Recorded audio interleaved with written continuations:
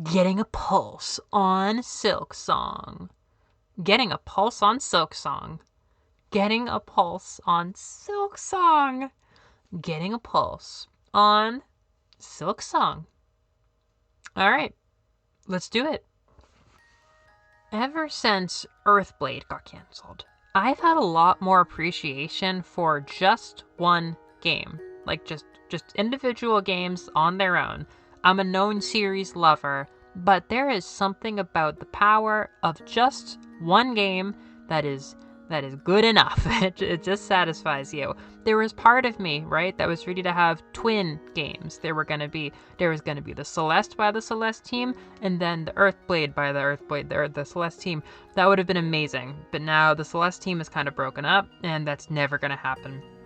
And I wasn't asking for a million. I wasn't asking for 3 games, but having that void where that one banger would have been. And just having nothing fill that, it sucks. It really sucks. I'm so in awe of how special that would have been. I really missed that thing.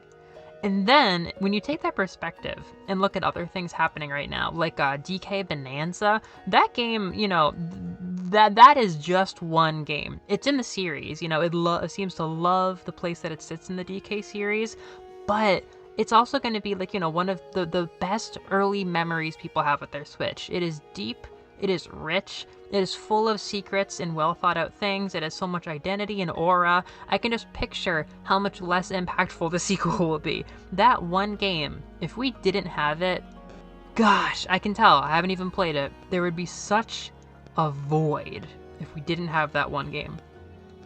We are so fucking lucky we got a second Hollow Knight game.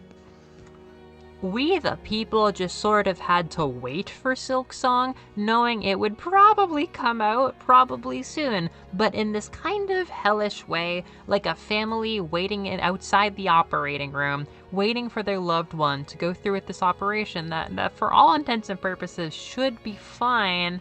But as those long minutes turn to hours, the person's life starts to take on more of a precarious feel. It starts to feel heavier in your hands. Like, oh man, I really just want to see them. I just want to see them. I hope they're okay. Oh my god, oh my god, oh my god. Things start to feel a little bit bigger, even if you don't have bad news. Just, oh, I really hope this works out.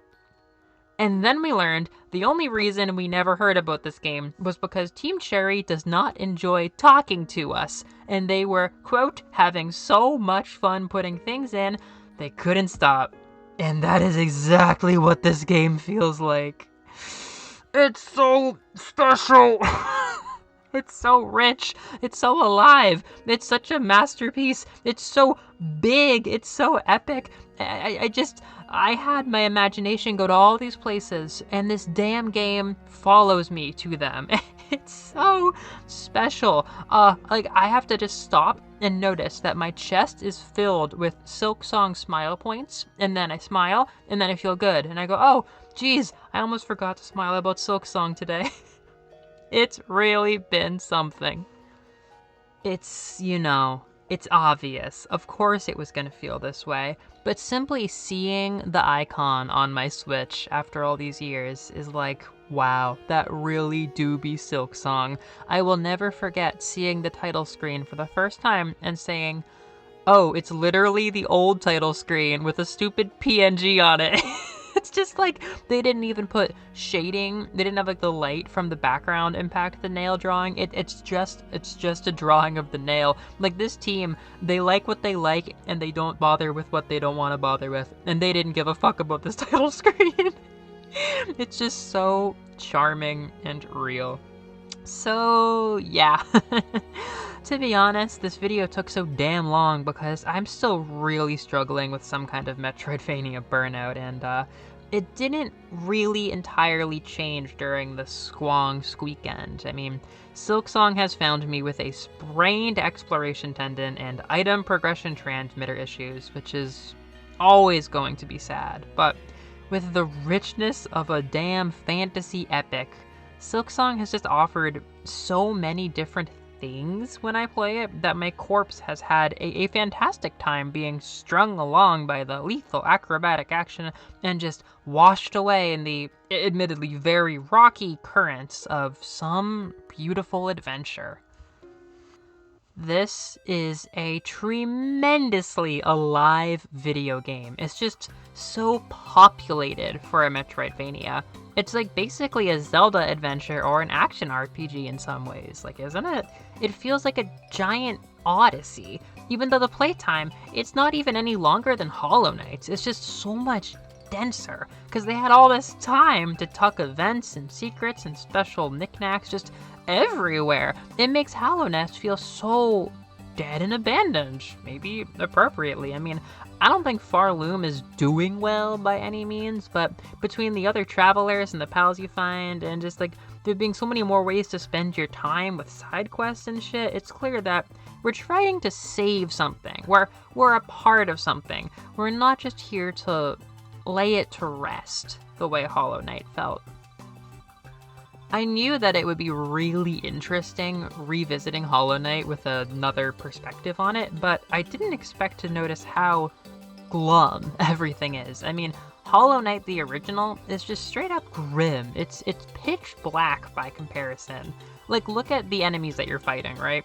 Put aside the entirely blue, gray, and purple background of the game. Think about the enemies you fight. They're these husks. They've been dead for ages. They've got these orange eyes. There's nothing left to them. They're just husks. But in Farloom, you've got these rosary dropping guys who are just brainwashed. I mean, I think they got brainwashed yesterday, and as far as I can tell, there might be a way to save them if we don't kill them.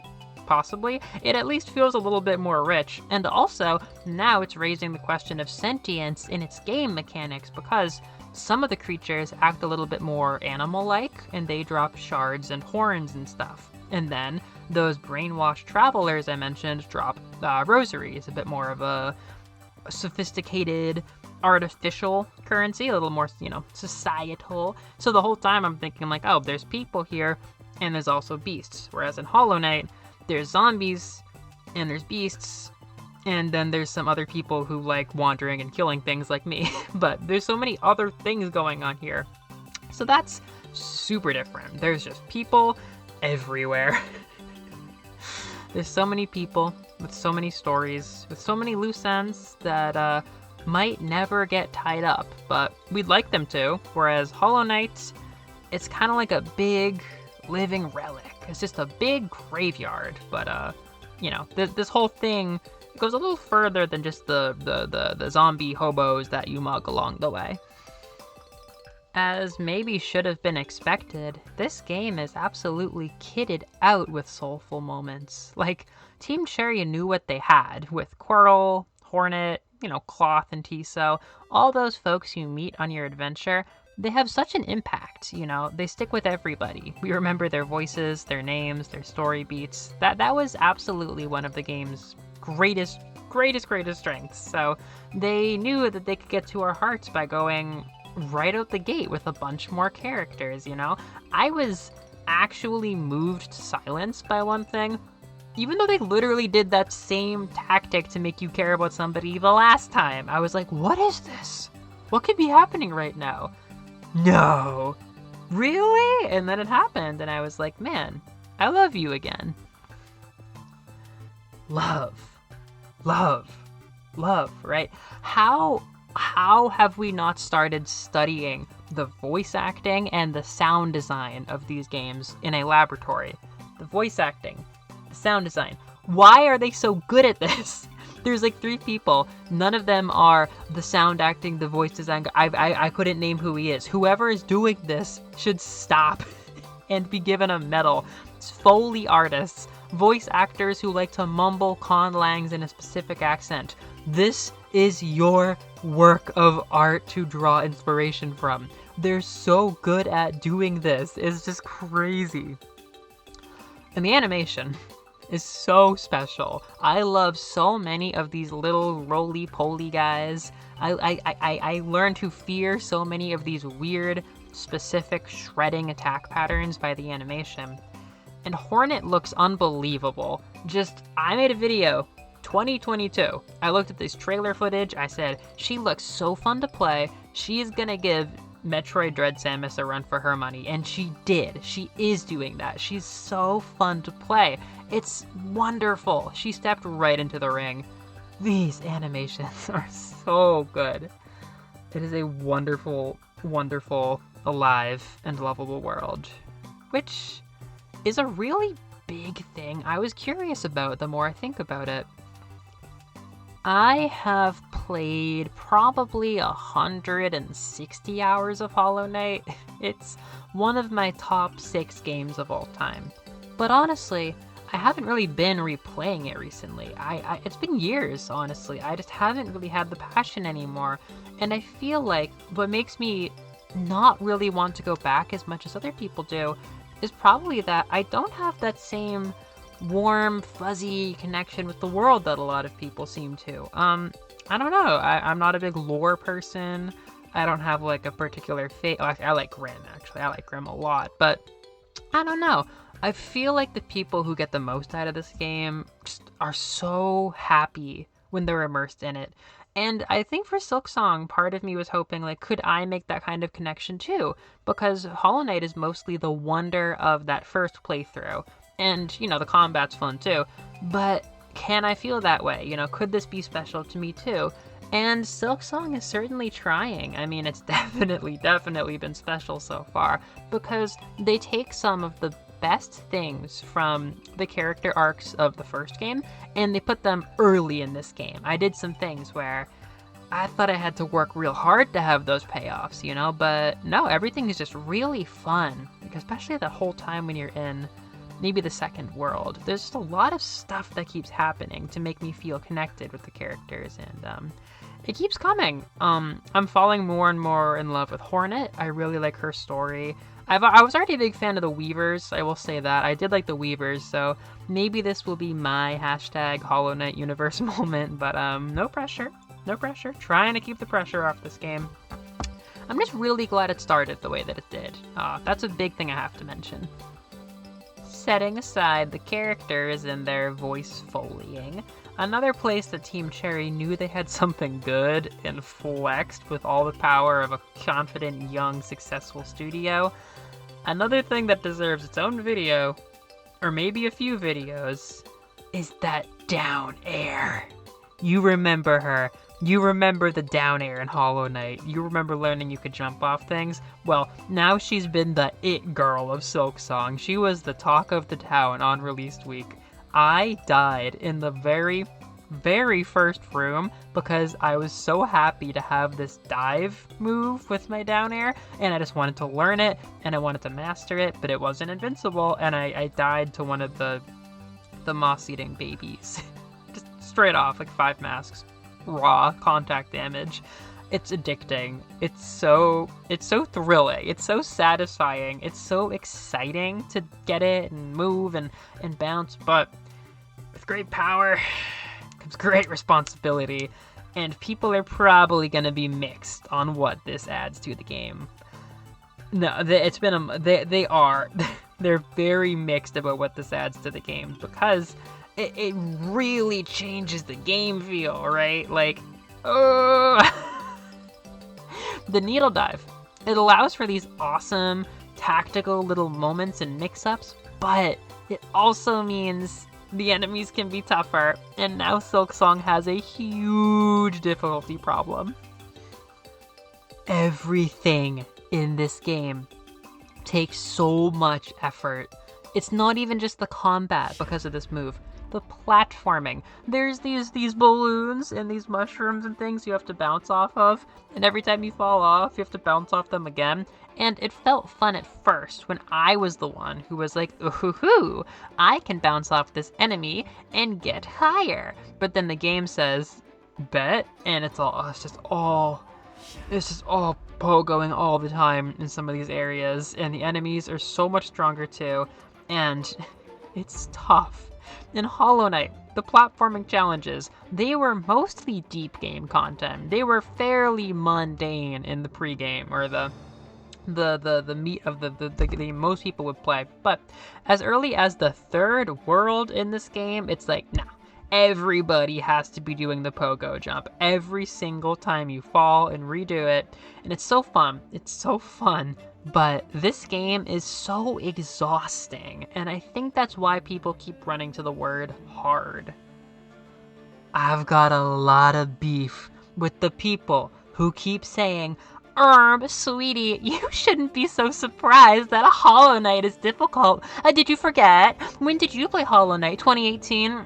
Well, baby boo-boo Baggins, you forgot what a Dark Souls is. No, they're so different. They're such different kinds of difficult. Because in Hollow Knight, you get difficulty with, like, Shriek Bats. Shriek Bats are very scary, yes? Totally. 2 masks? Whoa, so surprising.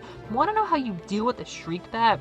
You remember where it is, and you step to the left. In Silksong, every mundane enemy takes so much thinking and so much effort and so much thought, and even some of the moves take so much effort and so much thought. The dash has multiple settings. These aren't even analog controllers, but the dash has multiple settings, which means that the dash has multiple dash jumps, and I don't know if I'm dashing or jumping, and that's crazy, and it's just everything happens so fast. And in Hollow Knight, it feels like it was mostly just a patience game. Like, yeah, Nosk is a really intimidating guy, but, like, you don't want to be running around, you don't want to be pogoing off him, you just gotta find the safe place and learn the patterns and fight. But in this game, it's like, no, I gotta go, I gotta jump, I gotta bounce off them, I gotta dodge, I gotta dash, I gotta get... It's just... For me, it seems like there are so many more inputs per second, and then you factor in the backtracking or the run backs, and you factor in the platforming to those, and it is a taxing experience. I don't care about 2 masks. I don't care if it's easier or harder or what. I'm so tired, and I will sit down after work and play this game for 20 minutes and say, what am I doing?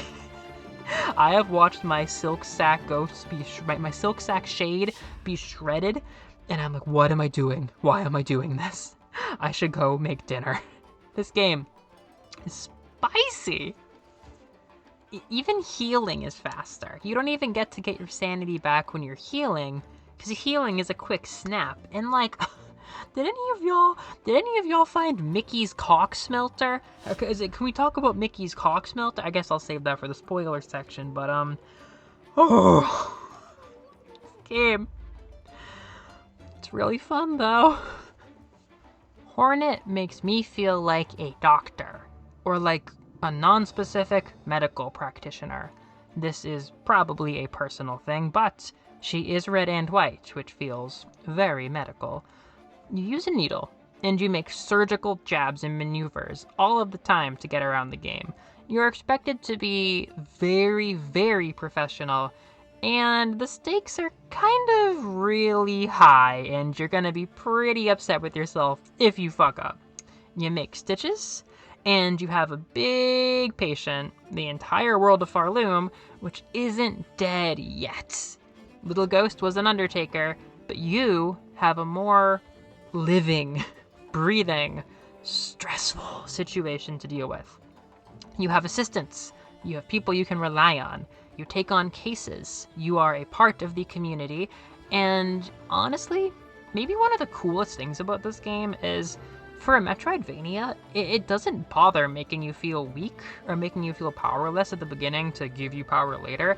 You feel pretty strong right out of the gate. I mean, it's that down air, right? Like, that could be a late game unlock, but instead we begin with our best move. And I think because of that, I just kind of always feel a responsibility to get good. Like, it's spicy, but it feels right. Like, I wouldn't really have it any other way.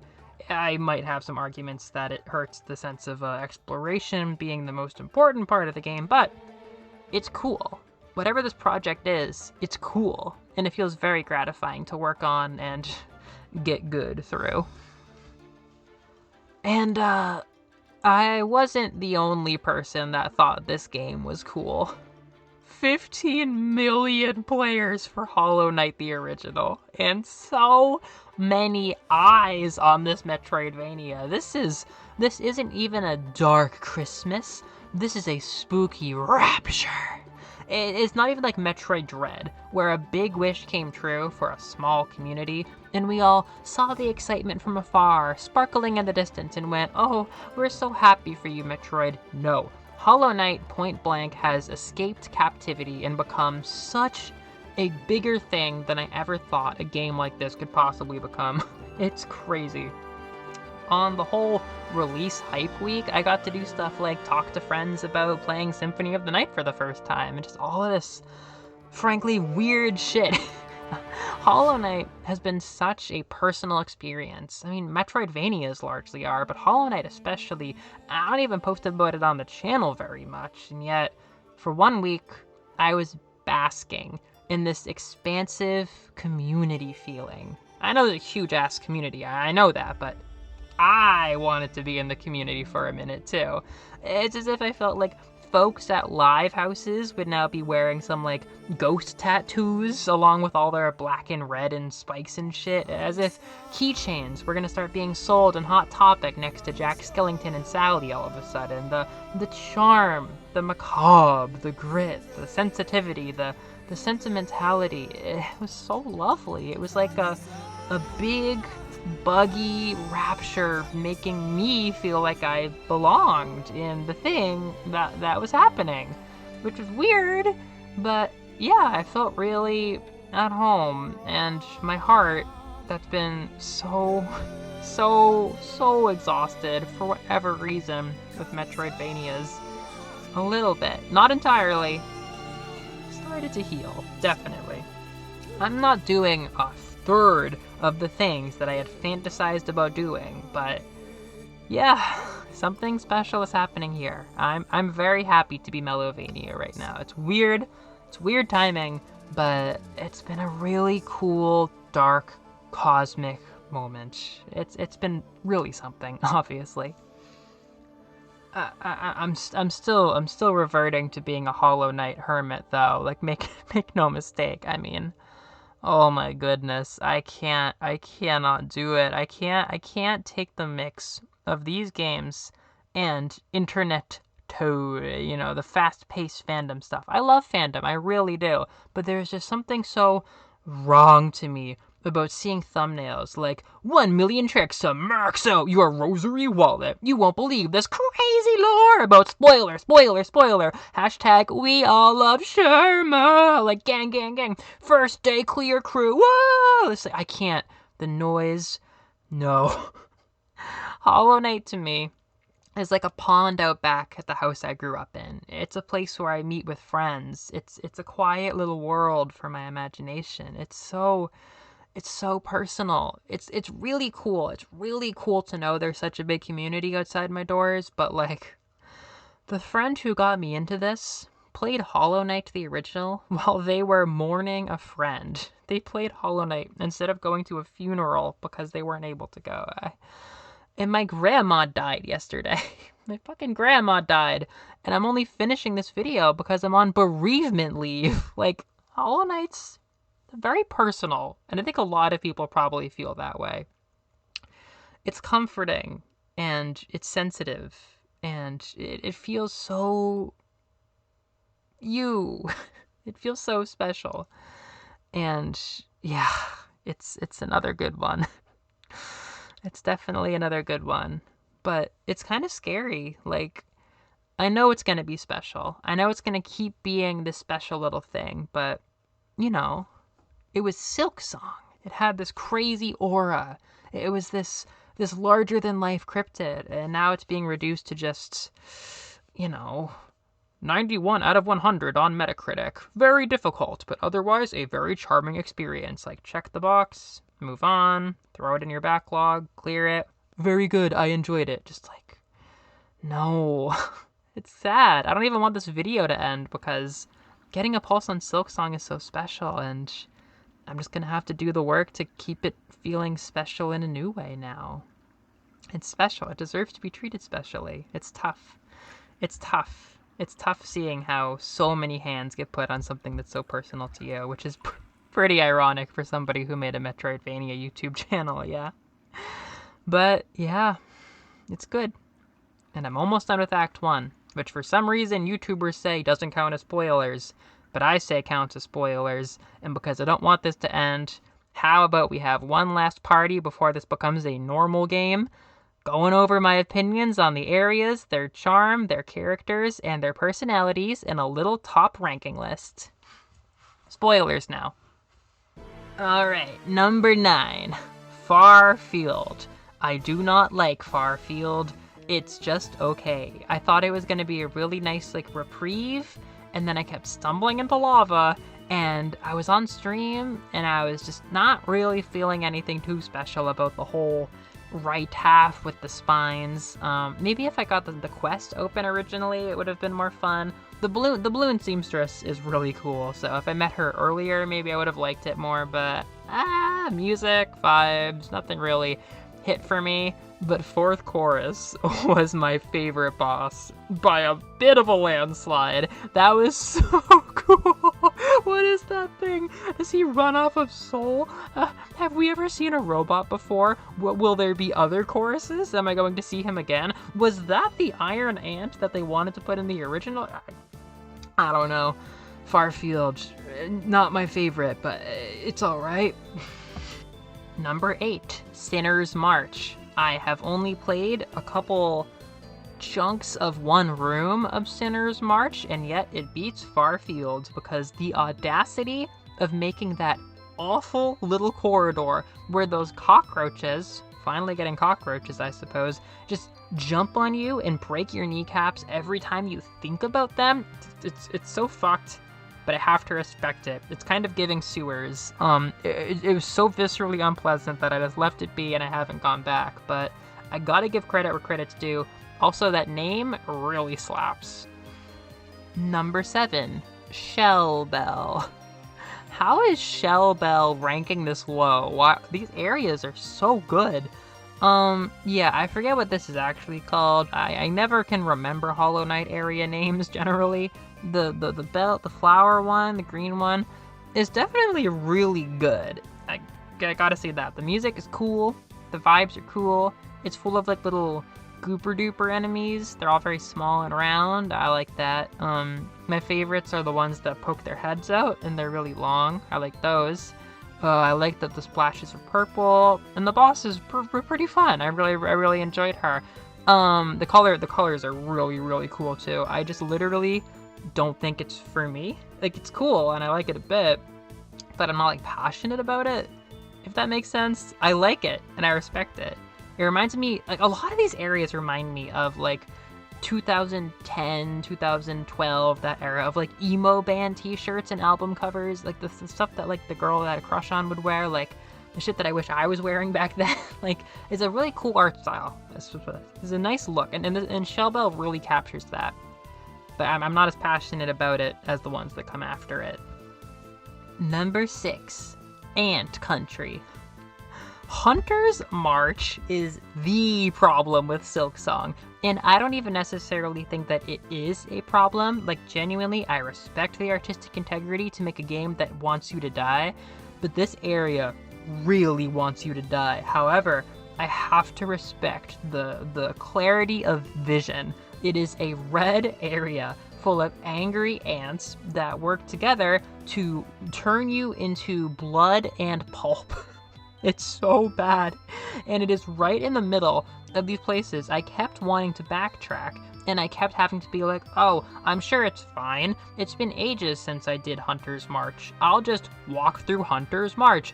No, you will always die. They will always find you lacking, and they will eat you. It's so evil, but I can't help but respect it. The music's really good, actually. The music's great. I would have maybe put the game down for a bit if it wasn't so good.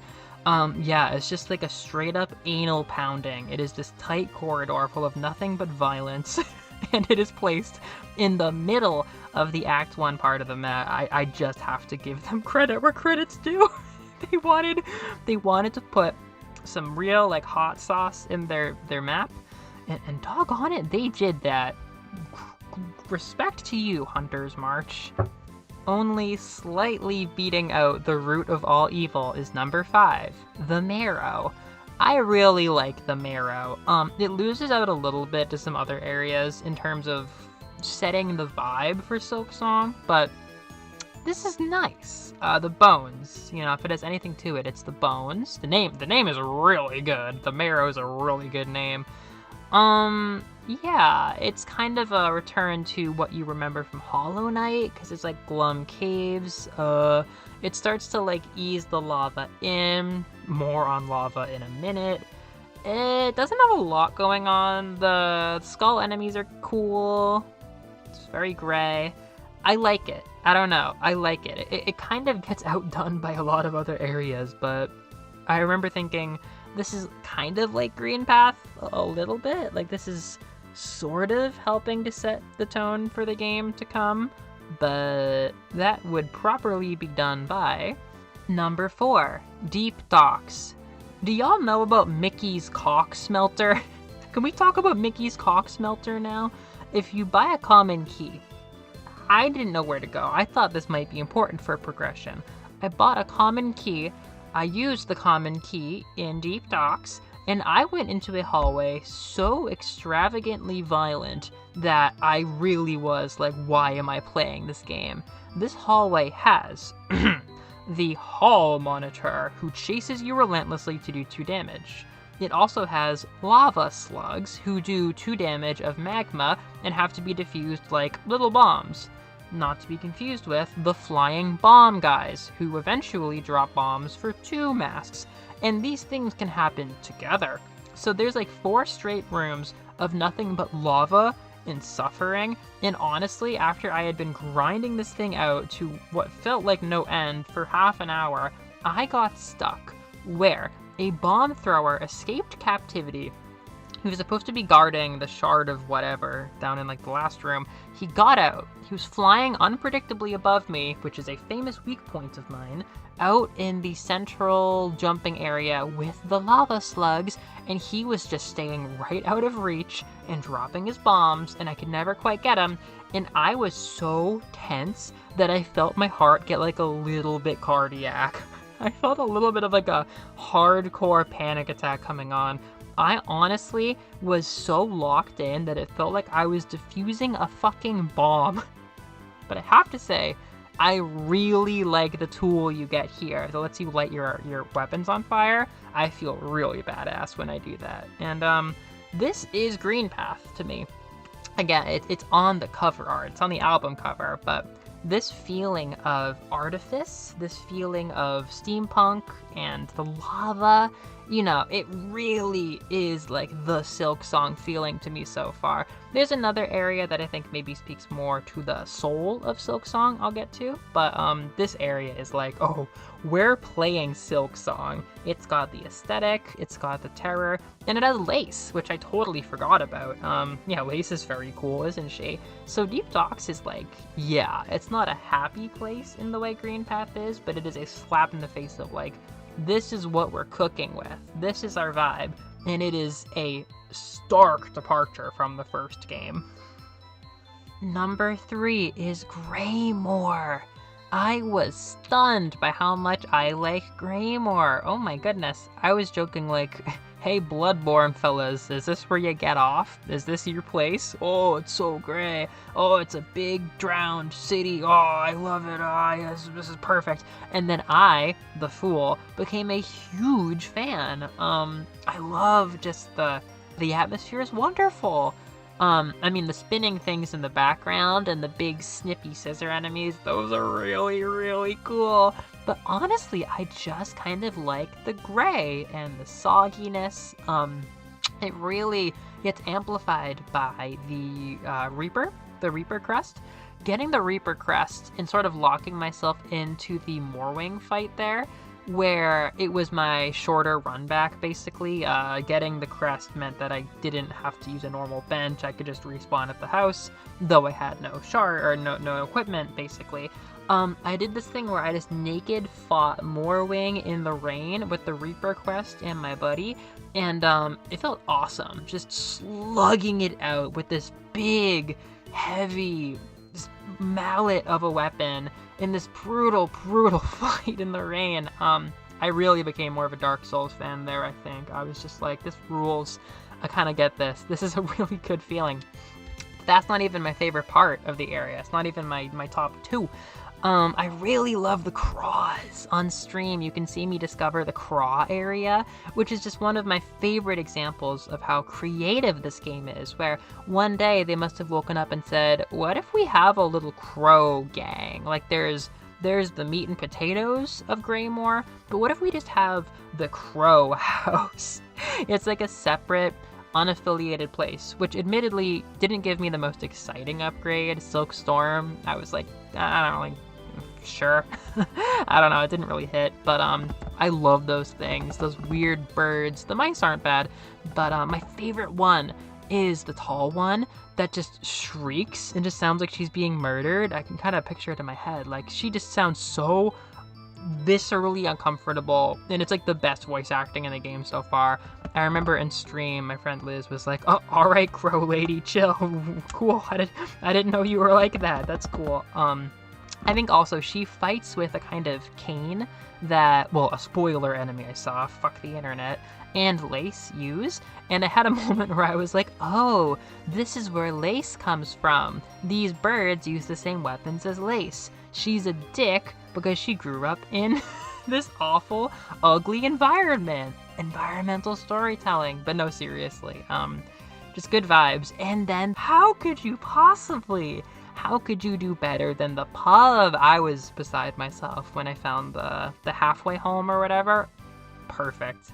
Seriously nice. And I like the scissor enemies too. The scissor enemies are sick. Yeah, good times. Really, really good area.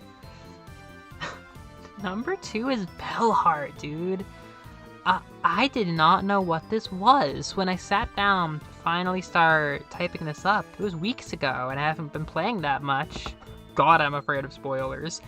I found it. I'm like, this seems pretty cool. Then I got stuck on Shellbell for a while. You know how that goes. And I was never quite sure that I'd seen everything, but, you know, bells. I don't believe it's the first place. No, it's not the first place, is it? The marrow actually introduces the bells. So the marrow gets outdone by everything above it, doesn't it? It's not the most lava, it's not the most gray, it's not the most bell, it's not the most beginning of the game cozy. No, but you know, this idea of like bells being a naturally occurring thing in Farloom, or just existing in such large quantities that there are just sections of Earth that are made of bells. It's so imaginative. It's so tactile. It's so unique and sensory and cool. And, you know, I was sleeping on the song part of Silksong. It's so funny how I didn't get to it. Liz, like, you know, one of my best friends in the world, has been one of the only people I really share Silksong with. And weeks ago, they were like, there's something I'm really excited for you to see in Act 1. And I'm like, okay, I'll get there soon. And then it was weeks and weeks and weeks. And I'm like, okay, soon. Every time I saw something, especially in Shellbell, I'm like, is this it? Is this it? Is this it? No, it was never it. I finally today, on bereavement leave, I must say again, sat down to beat the Widow, who honestly, after I finally found her, I was like, I don't have time for this. Very fun fight, for the record. Very fun. But I was just like, dude, Sister Splinter was already so friggin' tough. Like, what is this? Cool fight. But I finally beat it today. And yeah. I kind of cheated because I discovered the song for Bellheart a little bit early on the Spotify album. I'm like so careful with that thing to not get spoilers. And I had been like weeping a little bit to Bellheart for maybe the last week or so. And then I finally heard it play in context. And I'm like, they got this song in the game. It's one of, if not my favorite Hollow Knight song. It's just incredible, and it fits again the area so well, down to the earth, down to the sensory element. Oh, I loved feeling like I was exploring on my own when I found the weird little connector back home, which didn't do anything, but I was like, what the hell? They got bell enemies here? The bell enemies are pretty damn cute. Kirby Triple Deluxe fans rise up. Super good. And yeah, the Needlin, that's what Liz wanted me to see. I thought it was Pavo, because Pavo is from Dragon Quest IX, and one of my favorite throwback jokes of all time is Pavo. I'm like, you were waiting for me to see Pavo?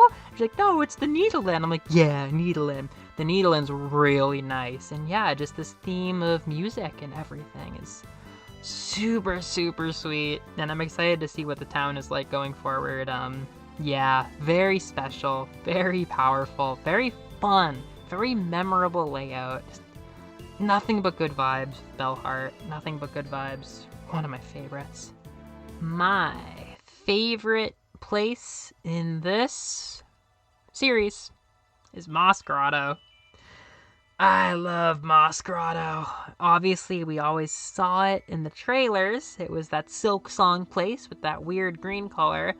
And then I got it in my hands. And at first, it was a little bit like Gen 5 Pokemon, where I'm like, this is new. This is new. I don't like it. Like Gen 4 was what set my tastes. And I was like, this is new. But it's so good. Love that song. My top 2 songs are Moss Grotto and Bellheart. Every single enemy is such a banger, just like the Tic-Tics in the first game. Oh, they really, really soften me up when I see them. They're just such cuties. And I love the green. I love the moss. It feels so good.